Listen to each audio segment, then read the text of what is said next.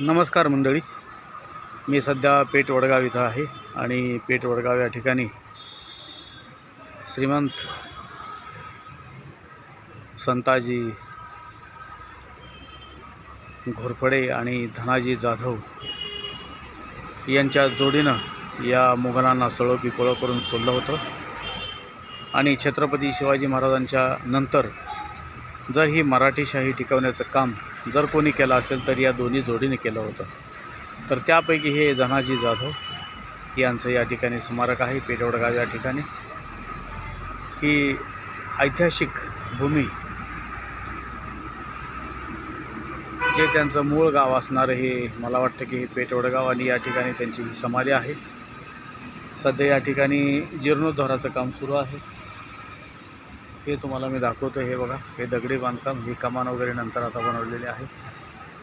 खूप सुंदर असं काम या ठिकाणी या पेठ वडगाव नगरपालिकेने या ठिकाणी सुशोभीकरणाचं काम या ठिकाणी सुरू केलेलं आहे. तर मित्रांनो, थोर पराक्रमी आणि शूरवीर असणारे हे थोर पुरुष या स्वराज्यामध्ये होऊन गेले आणि त्यांच्यामुळंच आम्ही खरं या स्वराज्यामध्ये सुखरूप आणि खरं स्वातंत्र्य आयुष्य जगतोय. असे हे धनाजी जाधव यांचा मी या ठिकाणी तुम्हाला पुतळा दाखवतो. हे बघा, खूप सुंदर.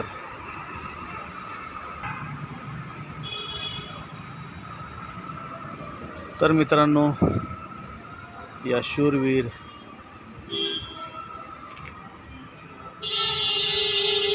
धनाजी जाधव यांच्या पवित्र स्पर्शानं पावन झालेली ही वडगावची ही जी जमीन आहे, ही आजही अगदी डोलाने या ठिकाणी तुम्हाला या ठिकाणी दिसते. तर मित्रांनो, हे जे असणारं धनाजी जाधव यांचं हे जे स्मारक आहे, खूप सुंदर या ठिकाणी आता बांधकाम दिलेलं आहे. तुम्हाला मी दाखवतो माझ्या व्हिडिओमध्ये. हे बघा, नवीन आहे पण एक स्मारक जोपासण्याचं काम आणि अशा थोर व्यक्तींचं स्मारक या ठिकाणी आपल्याला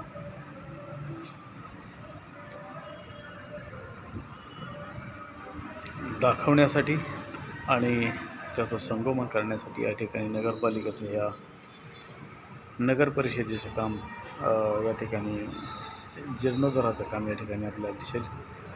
तर हा जो मागचा एरिया आहे, हा या ठिकाणी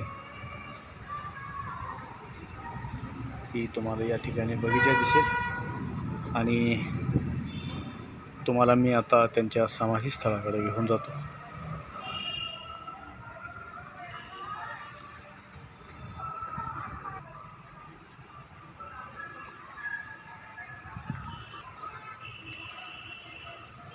तर मित्रांनो, अजूनही इतिहासामध्ये याची साक्ष तुम्हाला आहे, याची नोंद आहे. धनाजी जाधव आणि संताजी घोरपडे या जोडीनं या मुघलांना सळो की पळो करून सोडलं होतं आणि छत्रपती शिवाजी महाराजांनंतर हे स्वातंत्र्य किंवा स्वराज्य टिकवण्याचं काम या जोडीनं केलं. त्यापैकी धनाजी जाधव यांचं हे या ठिकाणी स्मारक आहे, जे सध्या पेठ वडगाव या ठिकाणी आहे आणि सध्या या नगर परिषदेतर्फे या स्मारकाचं जीर्णोद्धाराचं काम या ठिकाणी सुरू आहे. हे चांगली झाडं पण या ठिकाणी त्यांनी जोपासलेली आहेत आणि हे आतमध्ये हा गार्डनचा एरिया आहे. तर मित्रांनो, खऱ्या अर्थानं आम्ही जो या ठिकाणी मोकळा श्वास घेतोय, जे स्वराज्य अनुभवतोय, ते या थोर पराक्रमी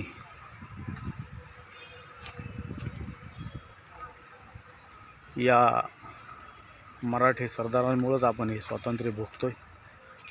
त्याची जाण, त्याची आठवण, त्यांचे उपकार किंवा त्यांची आठवण आपल्याला सतत राहिली पाहिजे आणि त्यांनी केलेल्या बलिदानाचं या ठिकाणी आपण मनोमन आभार मानलं पाहिजे. मित्रांनो, तर हे तुम्हाला काही झाडं मस्त या ठिकाणी जी वाढवण्यात आलेली आहेत हे तुम्हाला मी दाखवतो. तसेच गोपिकाबाई जाधव यांची समाधीसुद्धा या ठिकाणी मी तुम्हाला दाखवतो. सध्या रंगरंगोटी आणि हे केलेलं आहे.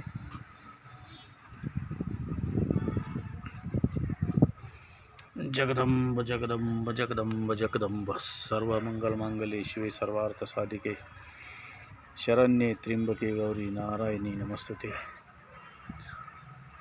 तर हे बघा तुम्हाला दिसेल गोपिकाबाई जाधव यांची या ठिकाणी समाधी आहे. त्या या ठिकाणी सती गेल्या होत्या आणि त्यांचं स्मारकही या ठिकाणी आहे. आणि त्यांच्या बाजूलाच हे असणारं सरसेनापती धनाजीराव जाधव यांची समाधी तुम्हाला या ठिकाणी दिसेल. त्यांचा जन्मकाळ आहे इसवी सन 1650 आणि निधन झालं 28 जून 1708 मध्ये. तर असं असणारं हे स्मारक तुम्हाला मित्रांनो मी माझ्या या पहिल्यांदाच या व्हिडिओमध्ये मी तुम्हाला दाखवतो. हे बघा, ही सरसेनापती धनाजी जाधव यांची असणारी ही समाधी नीट डोळ्यामध्ये साठवून ठेवा. ही खूप प्राचीन आणि कोणालाही मला वाटते की माहीत नसेल आणि म्हणूनच या व्हिडिओद्वारे सर्व महाराष्ट्राला हे माहीत होईल की पेठवडगाव या ठिकाणी असणारी ही धनाजी जाधव यांची समाधी की जी कोल्हापूर जिल्ह्यामध्ये जवळच असणारं गाव पेठवडगाव या गावामध्ये इथं आहे. तर मित्रांनो, इतिहासाची साक्ष देणारी ही समाधी आणि थोर योग पुरुषांची वीरगाथा या ठिकाणी आपल्या डोळ्याच्या पटलावरून कधीच पुढं सरकत नाही. त्यांच्या इतिहासाची साक्ष आणि त्यांचं बलिदान या ठिकाणी आपल्याला पाहायला मिळतं. आणि म्हणूनच या इतिहासाचा विसर आपल्याला पडता कामा नये. अशा थोर शूरवीर सरदारांमुळं, या स्वराज्यांच्या शिलेदारांमुळं या महाराष्ट्राला खरं स्वातंत्र्य किंवा खरं स्वराज्य की जी छत्रपती शिवरायांची इच्छा होती, तशीच माँसाहेब जिजाऊंची पण इच्छा होती की स्वराज्य मिळावे, ही श्रींची इच्छा होती. आणि म्हणून छत्रपती शिवरायांनी शिवनेरी किल्ल्यावर शपथ घेऊन या स्वराज्याची स्थापना केली. आणि हे स्वराज्य बघता बघता छत्रपती शिवाजी महाराजांनी अनेक वर्षे लढा देऊन अबाधित ठेवलं. त्यानंतर संभाजी महाराजांनी सुद्धा खूप प्रयत्न करून अबाधित ठेवलं, परंतु त्यांच्या अखाली निधनानं या औरंगजेबाच्या कटकारस्थानामुळं छत्रपती संभाजी महाराजांचा या ठिकाणी बळी गेला. आणि त्यानंतर ही मराठीशाही टिकवण्याचं काम जर कोणी केलं असेल तर या शूरवीर सरदारांनी, जे खरे छत्रपती शिवरायांचे थोडक्यात आपण मावळे असं म्हणूया, त्यांनी या ठिकाणी हे स्वराज्य अबाधित ठेवण्याचं काम केलं. आज त्या पवित्र भूमीत मी या ठिकाणी आलो, त्यांच्या समाधीवरती नतमस्तक झालो आणि माझ्या या थोर, ज्यांनी या स्वराज्यासाठी आपलं बलिदान दिलं, अशा थोर मावळ्यांसाठी मी या ठिकाणी नतमस्तक झालो आणि कृतार्थ झाल्याचा मला आनंद या ठिकाणी वाटला. तर मित्रांनो, या स्वराज्याची जाण, त्यांनी केलेलं बलिदान आणि प्रत्येकाच्या बलिदानातून निर्माण झालेले हे स्वराज्य कधीच कोणी विसरू नये असे मी आपल्याला विनंती करतो. आणि इथून पुढेही या मराठीशाहीला टिकवण्याचं काम आपल्या पूर्ण महाराष्ट्रामधील जे पूर्ण मराठी आहेत किंवा अनेक जाती धर्माचे लोक आहेत, ज्यांना छत्रपती शिवरायांबद्दल सहानुभूती आहे असं म्हणेन. कारण अनेक लोक सध्या जाती जातीमध्ये विभागले गेल्यामुळं मोठ्या महापुरुषांचं काम हे त्यांना दिसत नाही किंवा दिसलं तरी ते आठवत नाहीत आणि आपल्या आपल्या कामामध्ये ते मशगूल असतात।